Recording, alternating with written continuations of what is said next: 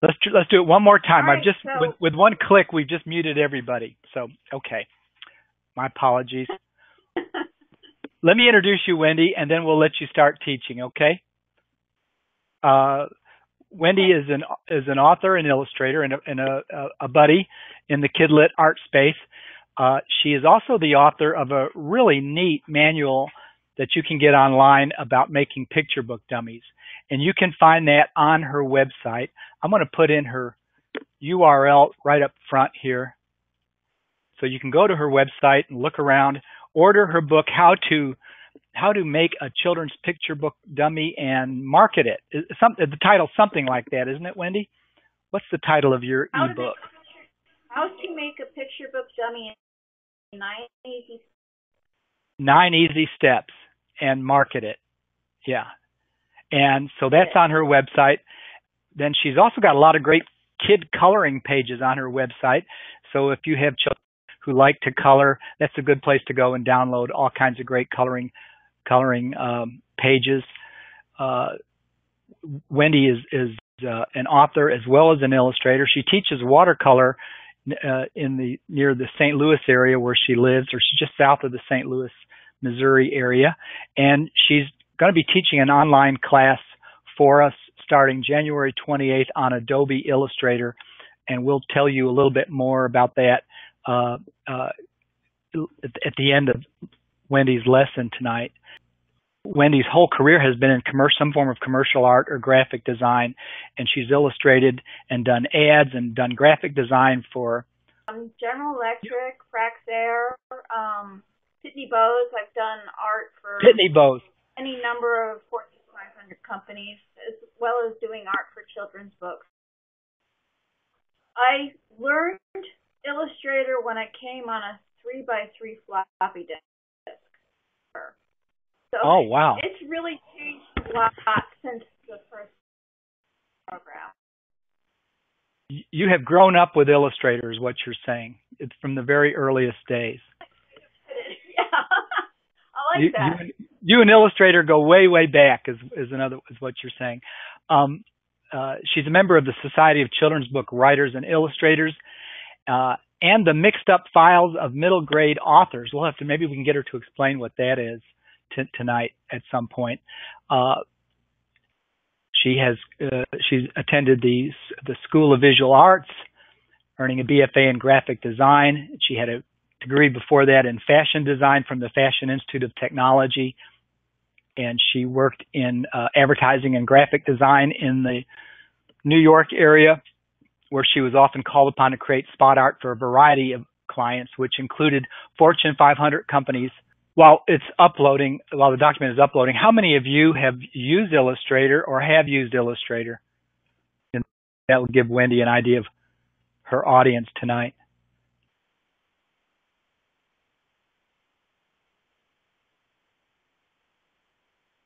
Does everybody have a copy of Illustrator?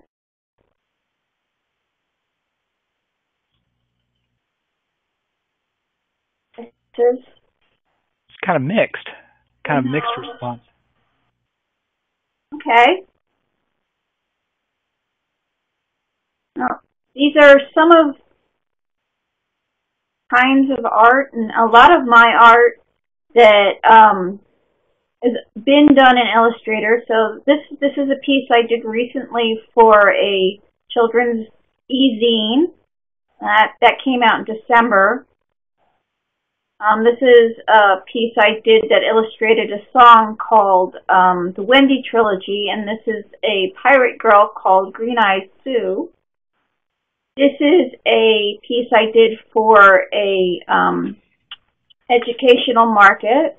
It's about a slave who grows up and becomes free. This is a piece that I did for one of the Irish goddess Bridget.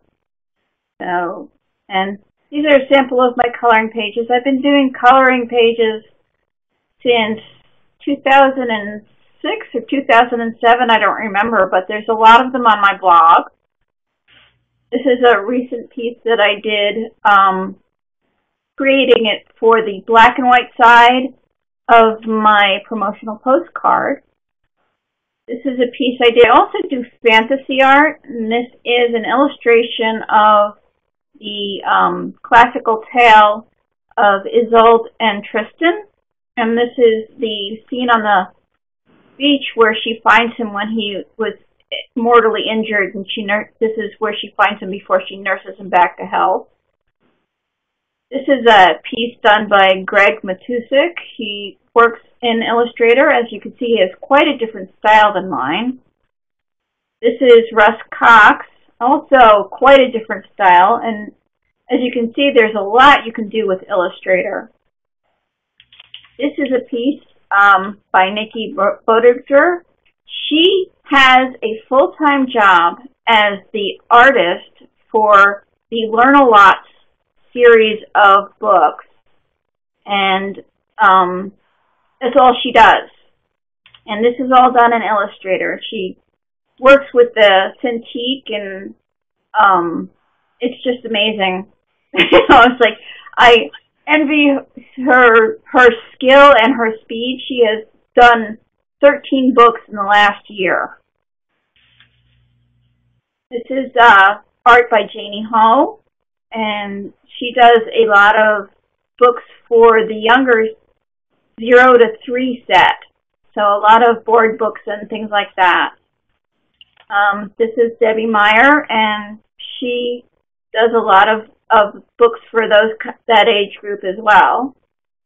This is Mark Harmon, and he's more of a cartoonist, but this is one of the pieces he did in Illustrator, and Benjamin Franklin with Mix and Match. And you can see it's quite a lot of variety in there. This is another artist, a great friend of mine.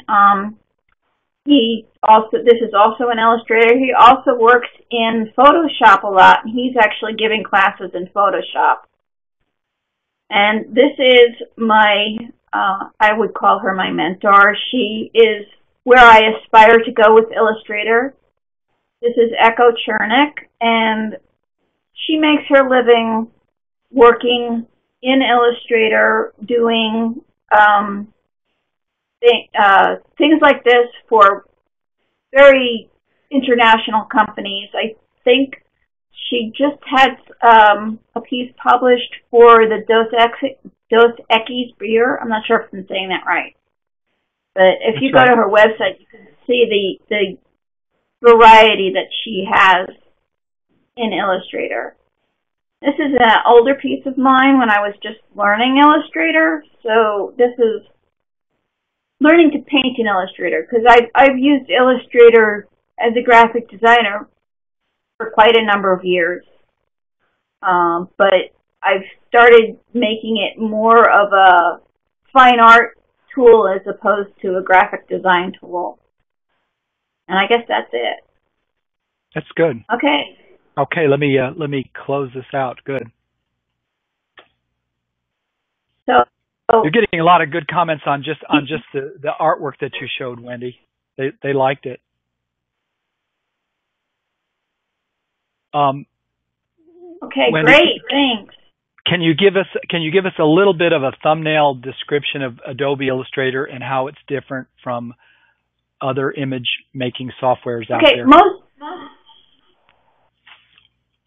most of the software that you find out there, like Photoshop and Painter and everything, are raster programs, which means that they have a dots with dots, and you have to worry about things like the dots per inch when you're creating it and everything.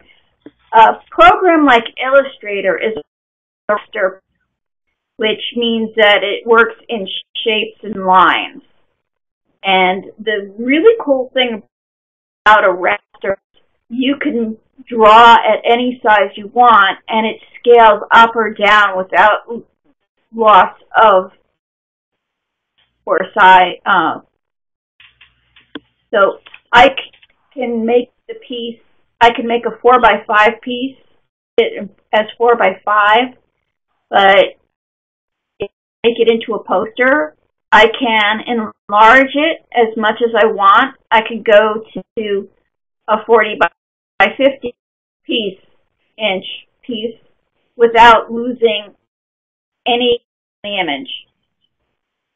So you couldn't do that with something that you drew in Photoshop. You 100% of size, because otherwise you get bitmapy and everything. Okay. The great thing about vector art is that a lot of the educational publishers prefer it. Also, you can use it to sell stock art. I'm sorry if you can't hear me. I'm trying to do the best I can.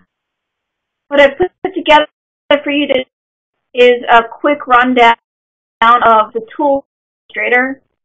There was a question about why publishers might prefer Adobe Illustrator. Sherilyn was asking that. I don't know. I just know that a lot of them ask for art in Illustrator. Okay. I just know that a lot of the places that I've contacted only want Illustrator art. So the reasoning behind it, I don't know. Okay. Good enough. Okay. Let's see. There are lots of tools in Illustrator. As you can see, if you look down at the left side of the screen there's a heap of tools.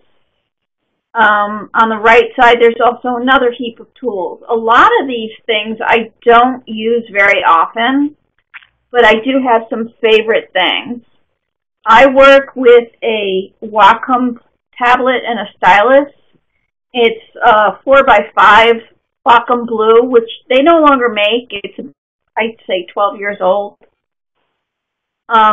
So you don't need a very expensive thing like a Cintiq. You can do whatever you want to in Illustrator without an expensive stylus. And what you see here, down here, is a doodle for my sketchbook, and you can see the date on it was December 19th, 2010.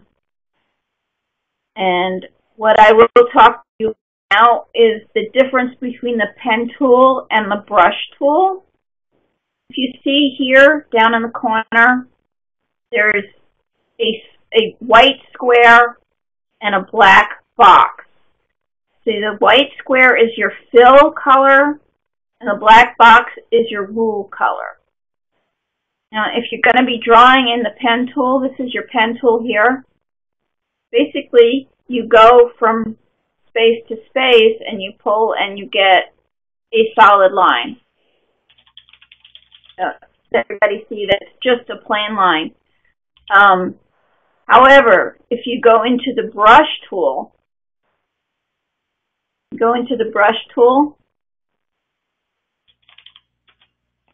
and I have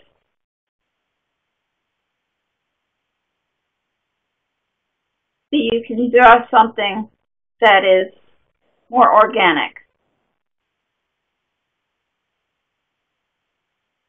See the difference between the two? Can you guys see that? Okay. Now, you can also create your own brushes. And here on the side, if you go to brushes, you can make a new brush, which is called a calligraphic brush. And what you do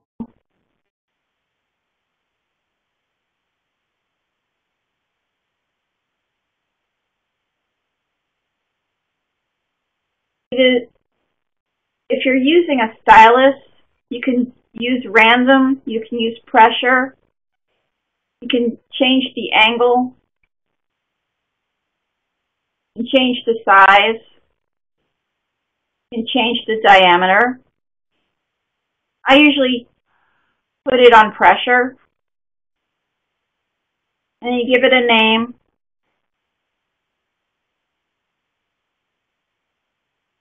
And you have a new tool.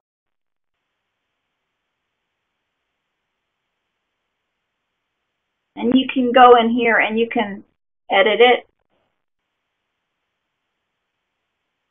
You can change the variation.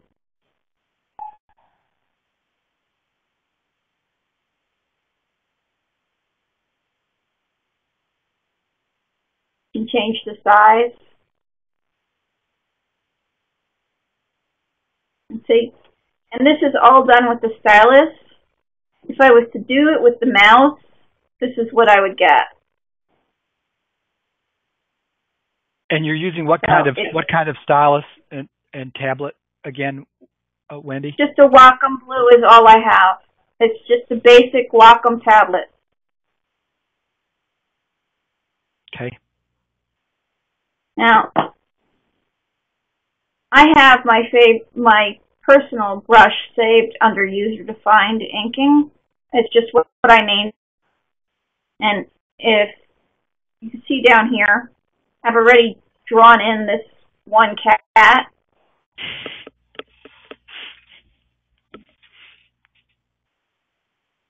I can draw this other cat with my pen tool.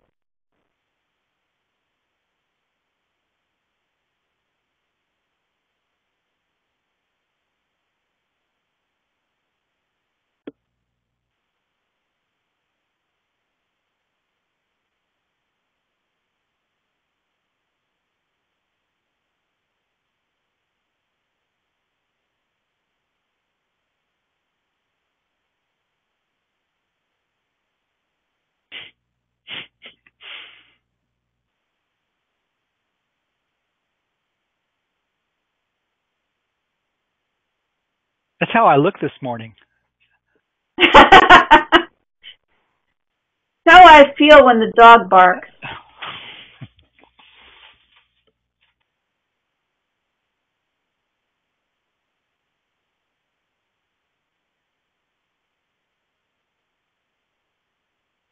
Are there any questions coming up, Mark? Yeah, there are a ton of questions, and also everyone's helping each other out with comments and information. But Heather was asking, Wendy, there are so many variations of Adobe Illustrator, and the cost varies.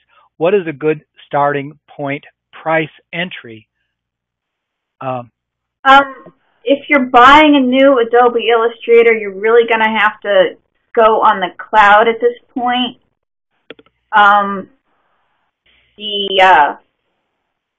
The cloud is subscription based, and you can do the entire suite of Adobe products, or you can buy Illustrator alone, but monthly rental fee. I currently have Illustrator 5. I have the Adobe Creative Suite 5. It's fairly expensive. It's not on this is not in the cloud, right? Your CS5. No, mine is I think they're at 6 or 7 now.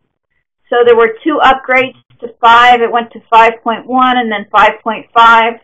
So I'm using an older version of Illustrator.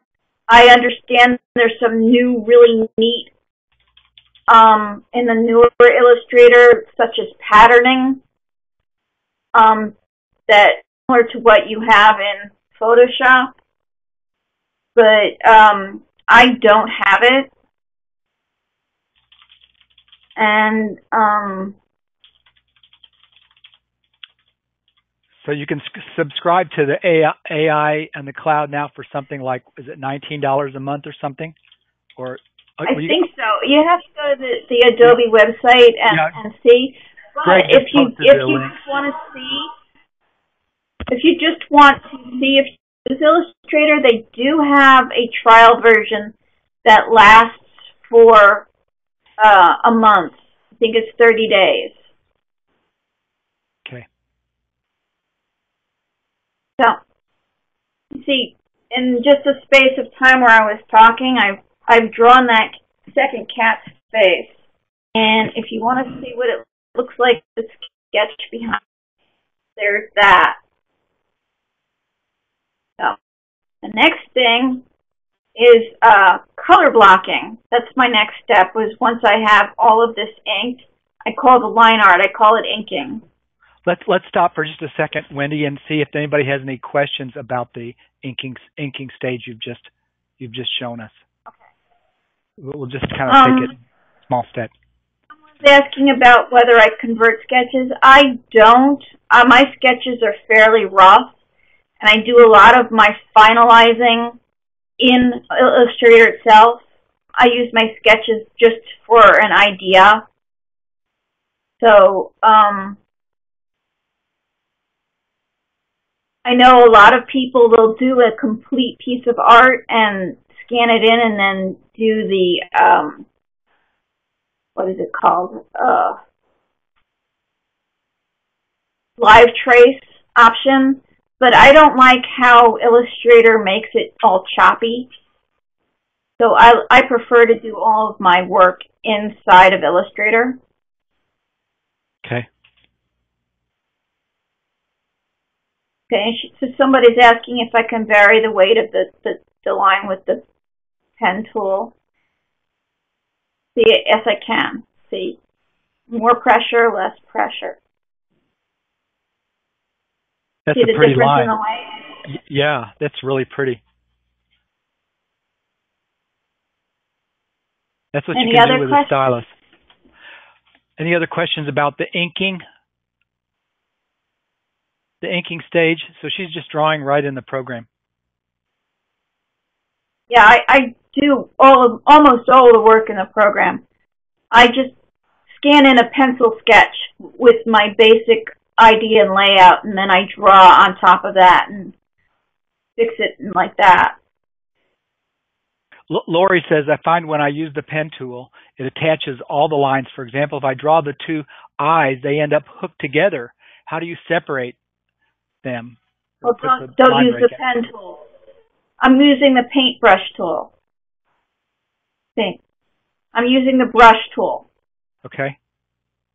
The brush tool remain loose. So these are two separate pieces. See, one piece, the other piece. Okay, so that's what the brush tool. This is what the pen tool does. It doesn't have the organic feel. Okay, it's making those geometric trajectories. Right. And I mean, if I want to put a curve on it, I can put a curve on it, but it's not organic. Okay. Brush tool for us, guys. Sherilyn is asking, you can do the same thing, the same with Photoshop. I think, are you talking about inking and color blocking, Sherilyn? And so she says, so what's the advantage? What's the advantage of using Photoshop, you can't change the size without losing clarity. In Illustrator, you can size it up as much as you want. See, if I want to make this bigger, all I have to do is make it bigger. And I still have that's just as clean as it were. It's just bigger. Do that in Photoshop because you'll get bitmappy, you'll get grainy, and you'll lose clarity. Yeah. So if you want your little cartoon to be blown up to the size of a billboard for an advertising campaign, you want to use Illustrator. That's a great way to say it, isn't it? If you want to blow your art up, use Illustrator. Enlarge it. I don't mean blow up. Enlarge it. Okay. Shall I move on? Yes. Yeah. Okay. Shall she move on? Shall Wendy move on? Are you guys okay? Ready? Yes. They all want you to keep going. Okay. So the next thing that I do is I call it color blocking. I just lay in flat color. And you see the little kitty on the bottom? Gone from being just line art to flat color now. There's no gradients, there's no shading, no shape, no volume. And Illustrator has a lot of color options. So it has your regular color palette, and you can choose gray or RGB or CMYK. You can choose any of those options. You see the sample I have up here is CMYK, and I've created a Kelly green color. Then, if you want to use something that's, I guess it would be a color palette. Based on this Kelly green color, this is a nice color palette that Illustrator automatically generates for you. And there's also and swatch libraries that come with Illustrator. And the one that I have, the sample I have up, is the Art History Middle Ages one. It's got a color palette already put together for you. So, gotta go back to my layers. I'm confusing myself. Okay, Virginia has a good question, and that while you're going back to your other layer, when you're creating for a Kindle book, a digital book, you want to keep your art in RGB, right?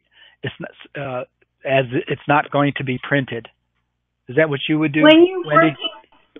Working in Illustrator, you have a choice when you open a document to either be in CMYK or RGB. You see that? So whichever one you want to be in, you can. I'm working in CMYK because most of what I do goes to print. But you can switch the document over to an RGB color document mode. And when you're in the color menu choice, these different color modes to use your menu, have your color menu on. So this is the RGB menu. See, red, green, blue. You can pick colors. And then, if you want K, it's CMYK like that. Virginia, if you're doing your digital book, your ebook for a company, for a client, you would just ask them what they would prefer. But it seems like RGB would be the way to go with a digital product. But well, I don't know about. I don't have personal experience in creating digital art yet, so I'm not one to talk. But you're breaking up, Marcus. Okay. RGB for digital, yeah. Laurel says. When you're doing color, if you want to have a palette on your screen, you can just pull up color and make a color palette for you. See, so these are just boxes I drew. And you just grab whatever color it is you want and drop it in the box and have a color palette. Oh. And that'll make it easier for you to drop in color into your line art. Okay, Chris said, could you go back and just tell us one more time? She missed that. It happened a little fast. All right. You're creating a palette right on your sheet. Okay. Okay. I just drew a bunch of boxes with my box tool, my rectangle tool. I just drew a bunch of boxes. Okay, got that, guys. And then I pulled up this color palette that's the Middle Ages color palette from the swatches menu. Swatch, all these different swatches in here you can pick from. Okay. So, say I wanted to do landscape. This would be a landscape palette. You see you have all these colors.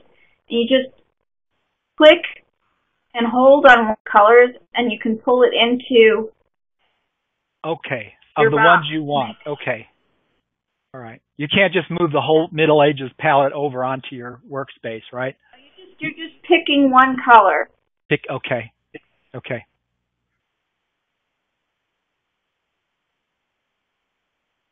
So Okay.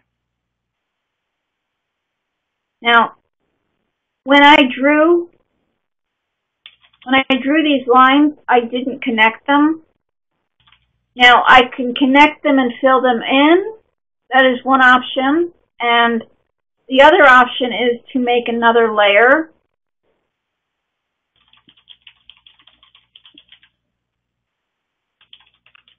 So I lock the layer that my line,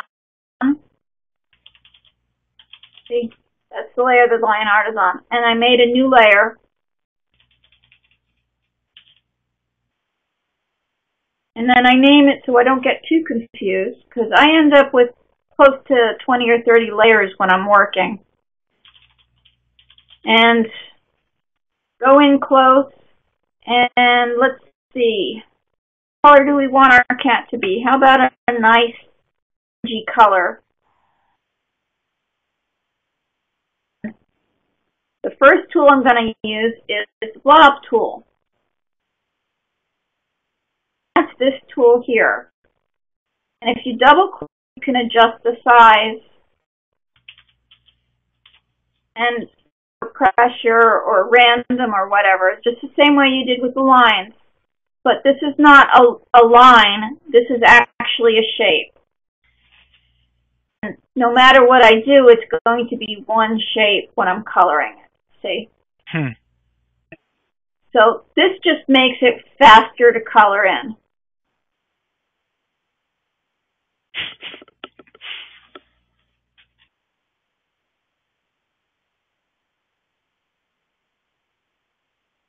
Now that's really messy. He looks like he's been in the cake frosting. But now I'm going to lift my stylus up off of my tablet and behind the line art, so it cleans up. And then in Illustrator, you have the options of these little dots. Those are anchor points, and they have little crossbars on them where you can do the curves. And I use that to clean up my edges. Now, how did you pick that? How did you get that, Wendy? It happened fast. There's this black arrow is your select arrow. There's a white arrow underneath. It's called a direct select.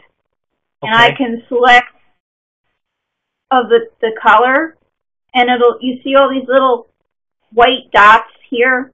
Each one of those is an anchor point. And I can move the anchor points, and I can move their little crosshairs on them to change their curve. By grabbing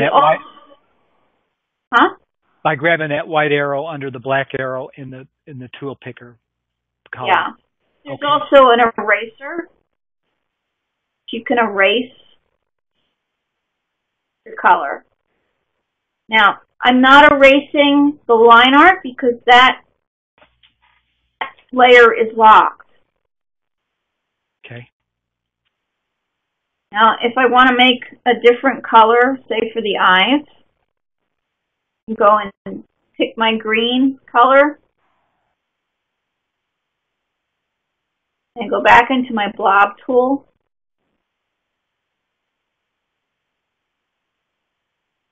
Huh.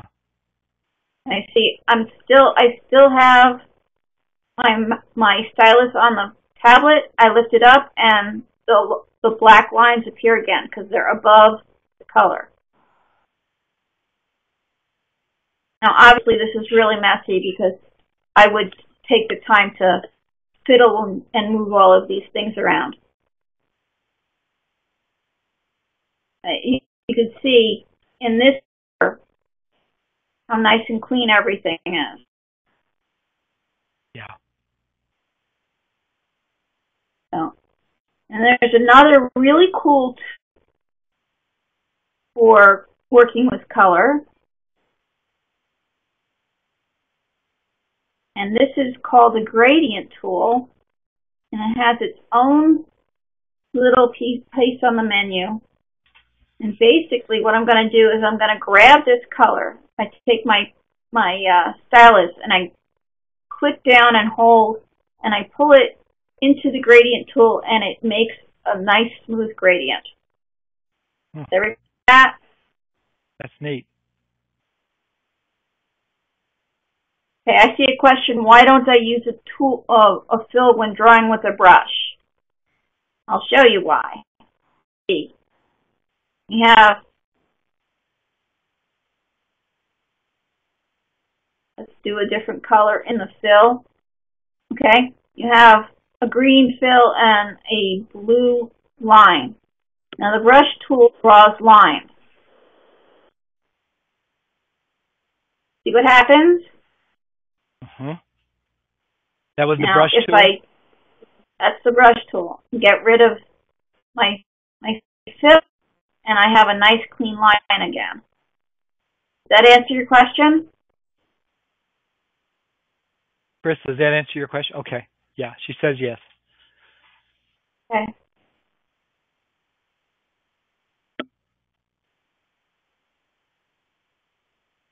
Okay, somebody's asking about the paint bucket. I don't like the way that Illustrator takes away the organic feel when I use the paint bucket. So, and generally the paint bucket in Illustrator is used when you're doing live painting, which is what you do when you've done a live tracing. And since I do most of my work directly in Illustrator, and I'm not doing a live tracing or a live painting, I don't generally use the paint bucket. In fact, oops, I remember where it is half the time. You must have just hit the perspective button. Yeah. 2-point perspective button.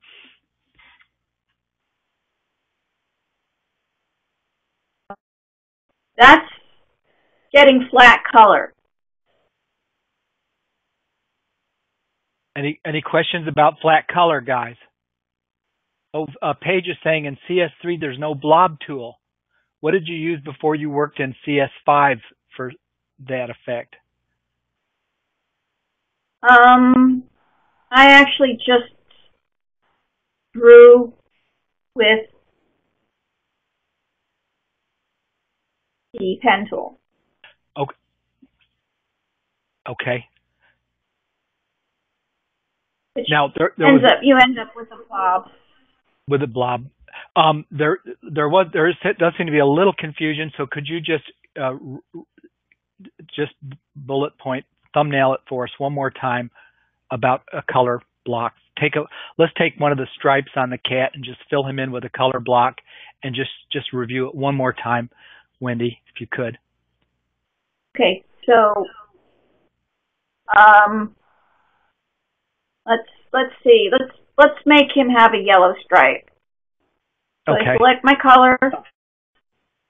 Select my color. See the color is selected down here. It's also selected up here. Wait a second, guys. Can and you I see go that? to my blob tool. Okay. The blob brush tool. Okay. And I'm going to want to make it smaller because it's a smaller area.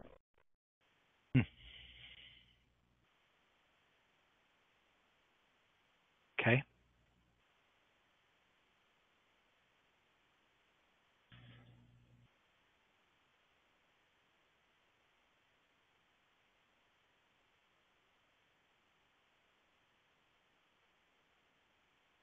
And I'm still holding down on the tablet. I let go, and voila. And I can see some little white spaces. I just color over them, and I end up with one piece of color, which is underneath there. You can see that there's a couple of spaces that still need to be painted to make it nice and clean. So Diane is asking, what are you doing with the gradient? Do you mean the graded colors? I think she's going to get into that, Diane. sometimes if This you is have just a a flat. large area where I have lighting on one side, gradient in that, so that it has light on one side and dark on the other. Oh, you actually lay it right in on your form. Okay. Is there any other questions about the blob tool, the color, and the gradient tool? Lucy is about to crop using 2 layers. I don't quite understand the question, Lucy. Any other questions about how she paints with the blob tool, guys? Or can she go on?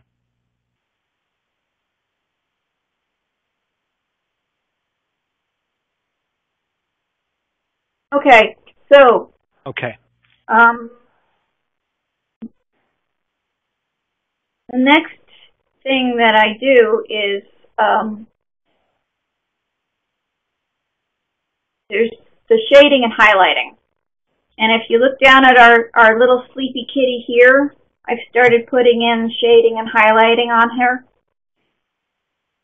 Uh-huh. Now let's say that we wanted to make this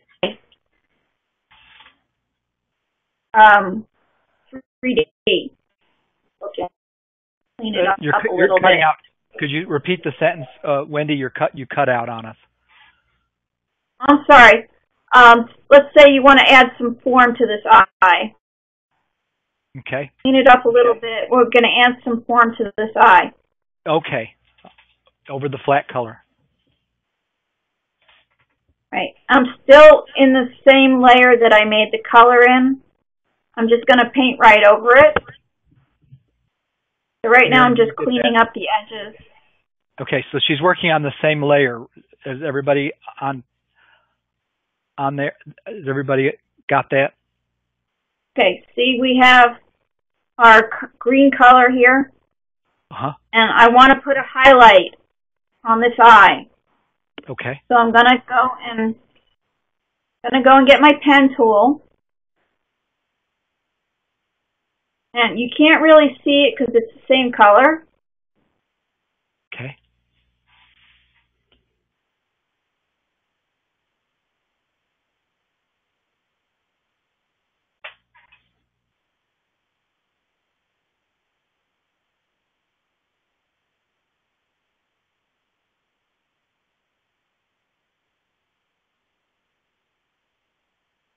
I'm going to make it solid.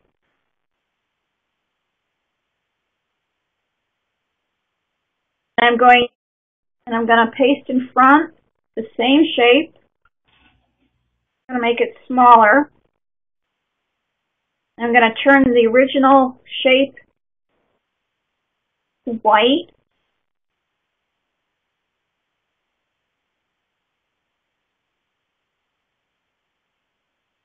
The 2 shapes I just made, and I'm going to use the blend tool, which is this right here.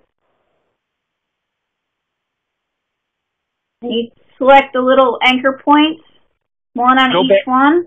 Wendy, could you go back to the blend tool again? It happened a little fast. It looked like it was down in the lower third of the... Yeah. Blend tool. Blend tool, okay.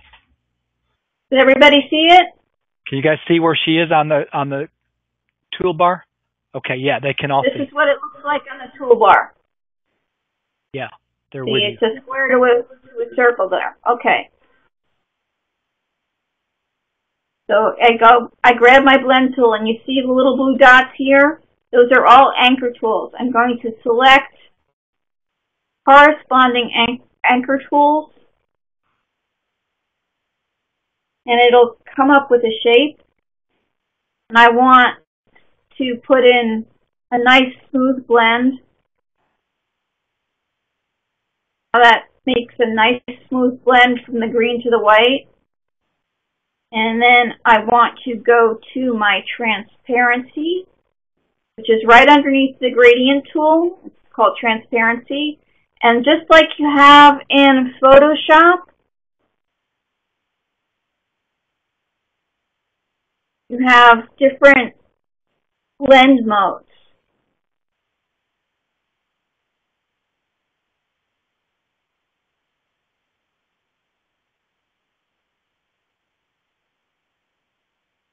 given the eye some shape now.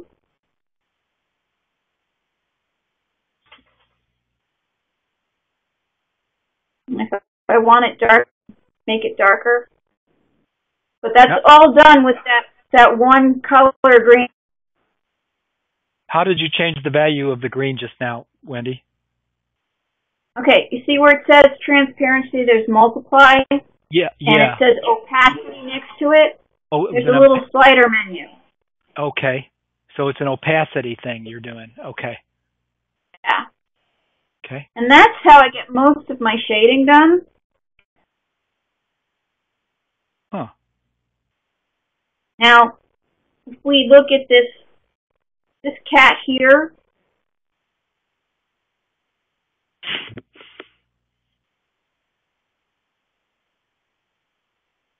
there's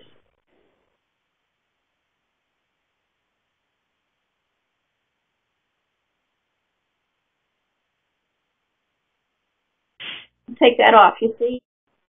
I used a different color to make the pink on the cheeks.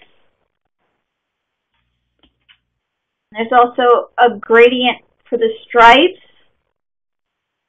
That's all a blend tool.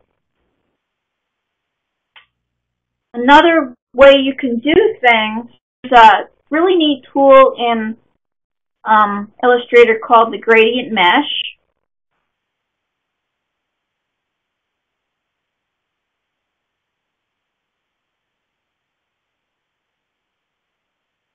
Which for some reason is not behaving.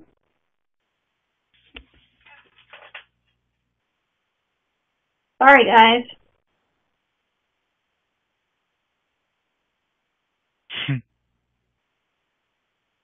There we go.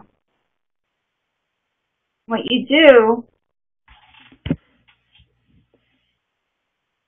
is you make a shape, and then what you can do is it's got the same kind of handlebars and anchor points and everything, but that when you go, select one of those anchors and change the color. And it'll make a gradient like that.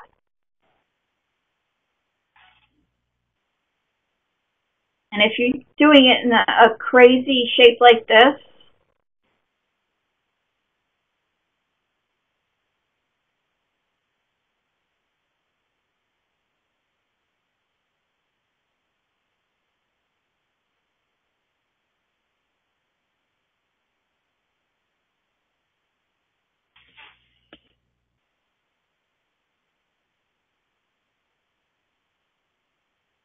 I don't know why it's not working.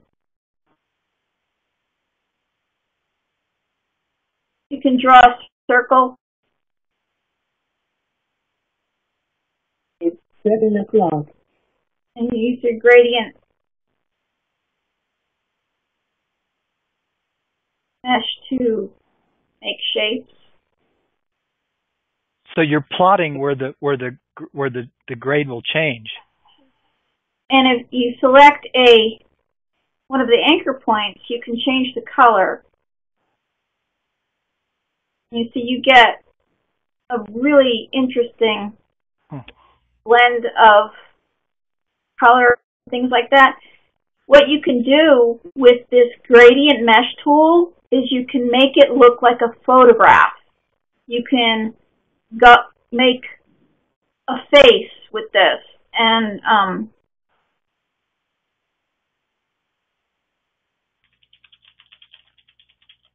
you can move these things around, change the colors.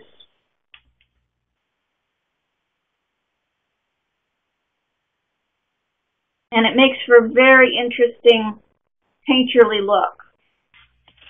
Wow. And it takes a lot of time to do this, which we don't have time now. But if you play around with this, there are some great tutorials on YouTube on how to do this. Most of the tutorials, they have you copying from a photograph.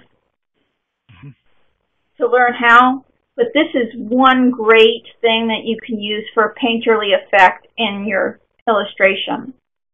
And well, you created that. Come over. Huh? You created that circle in just a few seconds. Yeah, well, I'm just fooling around. It's not anything specific. Yeah, but we can't take our eyes off it. It's So we've reached the end of the hour, and I will take questions. Now, so what you have shown us tonight is the basic inking, and then plotting your flat color that you start with for your painting, and then how to go in and make your what do you call that, sort of the value changes and grading color. And is this part of the finalization process? First thing we did was the drawing and inking. First thing we did was the drawing and inking. Then we did color block. Color blocking, okay. The color blocking. We did the shading and highlight. Okay. Shading and highlights, is that, and those are steps in the pulling your art together, the final art. It's an awful lot like how you pull a painting together, you know. And well, it is painting. It's instead of painting with traditional media or with a paintbrush in Photoshop, you're painting in shapes and lines in Illustrator. Okay, just kind of a new way of thinking about painting. I put the quick movie of the piece that I'm working on right now. That's the one that I've been showing on Facebook and Twitter, if you guys want to see it. A process movie. Meanwhile, you guys can be thinking of your questions while we've got her here. Can everybody see it? We're waiting. We're waiting. We're waiting. We see a big... Okay, got it. What's up? All right, so I start out, this is my rough pencil sketch. And I scan the pencil sketch, and I bring it into Photoshop. And after I bring it into Photoshop, I bring it into Illustrator, and you change. And then I do my color. And I'm still doing color blocking. I'm working out my color palette.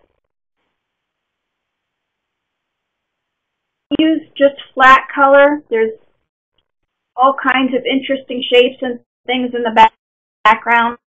And I've started working on the gradients and shading on the face. Here's the boy with the basketball, got nice shape.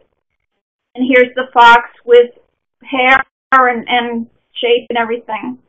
And then the background, I've put in a lot more detail.